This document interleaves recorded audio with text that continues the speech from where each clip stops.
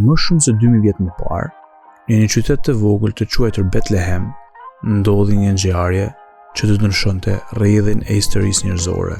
Në një botë të mbushur me varfëri, frikë dhe padrejtësi, lindi një fëmijë që të sillte shpresë, Jezusi, biri i Zotit. Nuk erdhi nga një pallat mbretëror, por një stall të thjeshtë mes heshtjes së natës. Maria dhe Jozefi kishin udhëtuar larg, pa rehati, pa siguri.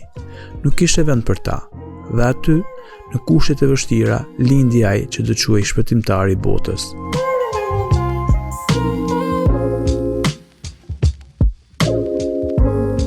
Në atë natë të shenjtë, engjëjt u shfaqën barinjve duke treguar lajmin më të madh që njerëzimi kishte dëgjuar ndonjëherë.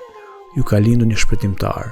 Barinjt, njerëz të zakonshëm, u bën dëshmitarë të parë të mrekullia hyjnore, ndërsa ylli ndriçonte qiellin e Betlehemit, urdhër refyse për dietarit nga lindja, bota po merrte frymë ndryshe. Lindja e Jezusit solli një mesazh të fuqishëm: dashuri mbi urrëtitjen, falje mbi hakmarrjen, paqe mbi dhunën. Një mesazh që vazhdon të jetojë edhe sot.